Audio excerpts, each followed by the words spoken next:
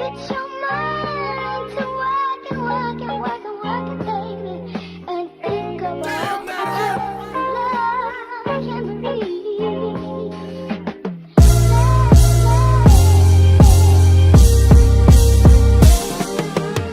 My name is Russell Dabbs. Kenneth Jefferson. My name is Dexter Dotson. Carl Wesley. My name is Malcolm Menifee. Frederick Williams II. I am a father of two. And I'm the father of two children, London Dotson and Jonah Dotson. I'm a father of 8 kids. I am father to Kinsley and Jace Dabbs. Kenneth, Keenan, Mackenzie, Amaya and Aiden Satcher Williams. Jaslyn, Desire, Devon, Camden, Carter, and Kyra. Layla, Kyla, and London. Jimmy, and DJ. What does fatherhood mean to you? Fatherhood means to me sacrifice. Responsibilities. Yeah, maturity. The only hood I do know is fatherhood. Truly means everything. Being a teacher, being the example for my children, particularly my male child. You have a walk, you have a ministry of your own in your household, and you have to have God in your life. Really, in this world, my Father in heaven, he basically teaches me how to be a strong father, how to be a faithful father, how to be a innovative and a true leader. Provider, protector, the leader, and we also have to be sweet doing it, so it's a lot of responsibility. I try to make sure always that I'm sacrificing for my children, and a lot of times I'm putting myself to the side to make sure I'm getting everything that they need. It's time, it's availability to your kids, it's fun, it's just everything, and it's a joy. That's how I can put it. That's what it means to me. In one sentence, tell us why you think Black fathers are needed. Because our impact matters. And if I could expand on that, even though that was just a sentence. Like I said, Black fathers, it's not even it's literally not normal almost for you to have your dad in your household, regardless if you're in the suburbs or not. It's just, still not normal even these days or whatever. So when you see the opposite, and you see the impact it has on the kids, especially even younger, Black boys, when you're a Black man and you're staying there and you're showing them, like it was a no-brainer for me to be, try to be the best dad ever, because my dad did everything he was supposed to do, so it was a no-brainer. Then I got partners or friends that they had to learn or be taught that, They had to be taught how to be a good role model or whatever the case may be, because they didn't have that. So yeah, the impact is major, for sure. Black fathers are the epitome of greatness. For one, I have a Black son and I have a Black daughter, and they didn't get to grow up in the times where they understood racism. Racism is still apparently going on today, but it's not so out in the open. So me being a Black father, I have to constantly remind them and get them to understand that, hey, you are African American. There are certain things that you have to be careful of and mindful of, and we just have to carry ourselves in certain ways. And really being a Black father, I feel like you only can learn that from a Black father.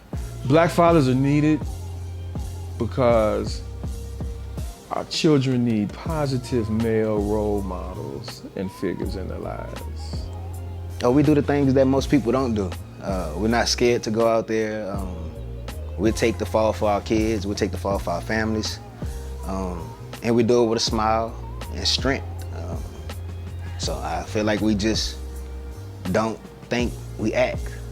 So being a Black father, we put everybody before us first.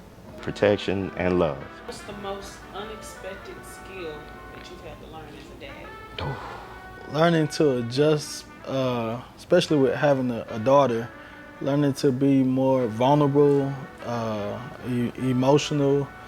Hair. Lord Jesus, hair.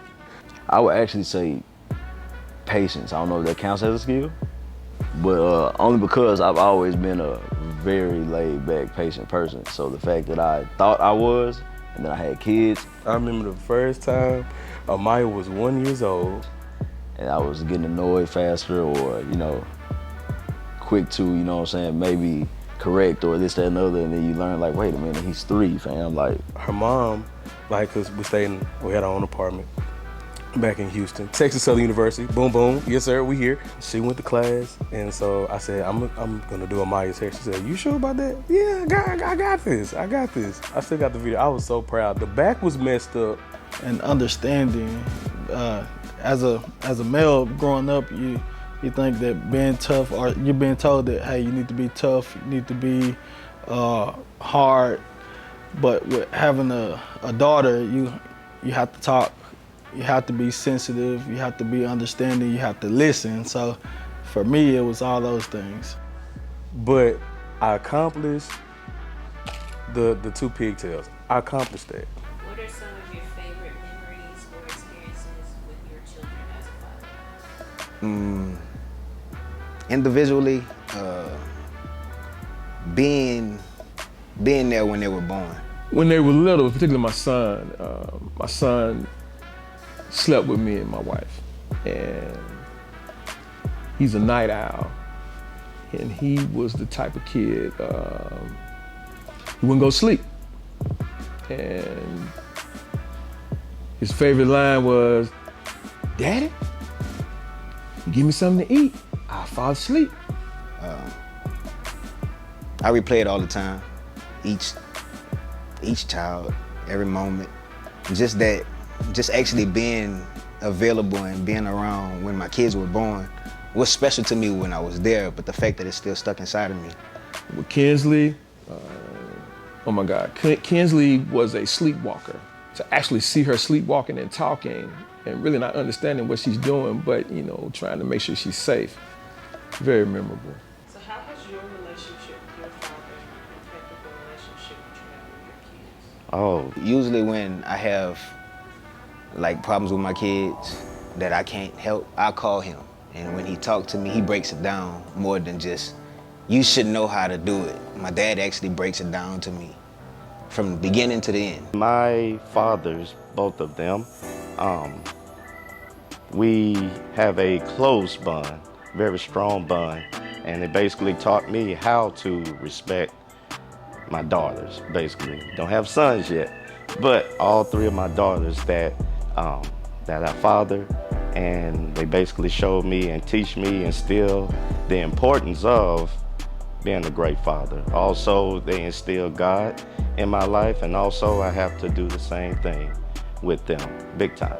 My dad was my hero, and things that he taught and shared with me, I'm trying to amplify that 10 times to my children. My dad was the best. my dad was a very active father, like literally as much, and it's crazy, the older I get and the more I actually work and like try to feed my family, it's hard, yo. Like as far as being, not just being in their life, that's not hard. So deadbeats don't take that and be like, yeah, bro, I told you it was hard. My dad, I call him twin because we look just alike. That's my man 50 grand right there. I go to him like whenever, even just like seeking godly advice, seeking anything just to help build my children up, help build myself up to be a better man, I go to him. As far as actually working super hard and being a workaholic like myself or whatever, and like my dad was, the fact that you can balance that, like the older I get, I look back like, bro, he was a beast with this, you know what I'm saying? So that pushes me, you know what I'm saying, so regardless of how much I'm working or where I gotta film this or where I gotta go this week or this, that, and the other, like we're gonna spend time with the kids for sure. Like, and it's gonna be, I'm gonna make it grand too, like regardless, you know what I'm saying? We're gonna see Spider-Man tonight, actually. As soon as I leave this joint, it's lit. What has fatherhood taught you about love? Fatherhood really has taught me, when you're speaking about love, is that is very unconditional. That you never stop loving your kids. That love, it grows. There's really it's everlasting. There's no ending to love. It's a love that is not easily broken. It's really a strong chain.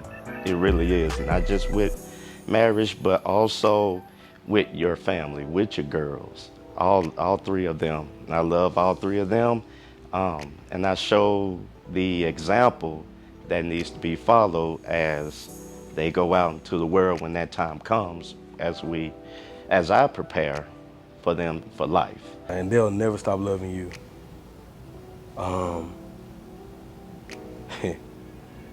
My kiddos, they taught me how to love myself more. Cause it's like even on my worst days, they still love me, and it kind of has me reflect on that's how God is. You have to have selfless love like God. So despite, anything that's going on with your children, it's important to let them know that, hey, I'm there for you. We make mistakes, we mess up, just as God does with us. A lot of times we mess up, and we mess up daily, but he still reminds us that you're my child, I still love you, I'm still here for you. So I try to display that same love with my children. Tell us your best dad joke. I was waiting on that. Oh shoot, I should have thought about it right. Uh-oh, here we go. Okay, so My best dad joke. I don't know if I would call it a dad joke. Oh my God. No. Okay. This may be corny, but I suck at jokes. My daughter always says this joke is corny, so Knock knock. Let me see. I think I got another one though. All right, so I'm a corny joke teller, so I want to give a shout out to all my fingers I always say, what's the matter? because I can count them all. Well, if you know science, everything is made of matter. I can count on them, big time. what do you call a pig that does karate? I'm going. All right, so a blind man walks into a bar. I'm going to whoop you if you don't do what I tell you. And then the couch. the kids usually do the jokes. And then the table. Pork chop.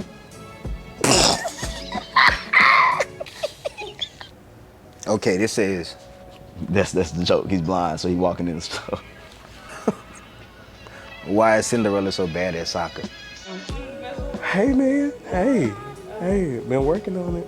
Because she keep running from the ball. Wow.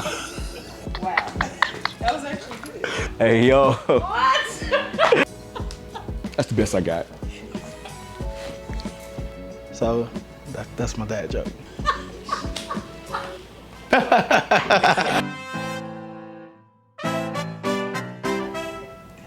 Okay, so we have something special to give you. And What y'all got with me? Oh, for me. just to kind of show you how much we appreciate you. Oh. Show you how much we appreciate you. So we have a gift for you. Okay. What's your favorite color? Yellow. Oh, wow. Oh, flowers. Oh. Thank you. Thank you. So She thinks she knows. what's your favorite color? So I've been the one giving out flowers a lot.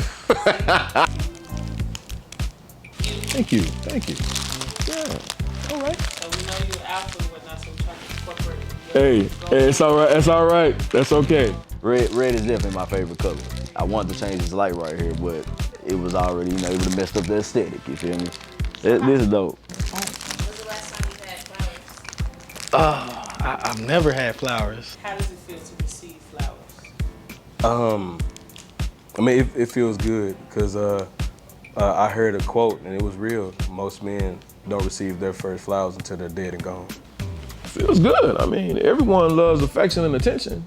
And if they tell you otherwise, they're not telling you the truth. Nah, it's dope. It's dope. For the real, for the physical reason and the symbolic reason, it's definitely dope, man. We don't get these often. Thank you so much. Thank you so much. This is surprising. I've never had flowers. So thank you for my flowers. Receiving this, it feels good. Like, even it's the smallest things. It's the small things. And this right here, this made my day. So I appreciate it. It's my very first time receiving flowers. It's so honorable, and I'm really excited to serve and to be a strong father to my family. It feels good. And I thank God for all that He's doing in my life. Fathers don't get appreciated for just, man, it's hard out here, you know?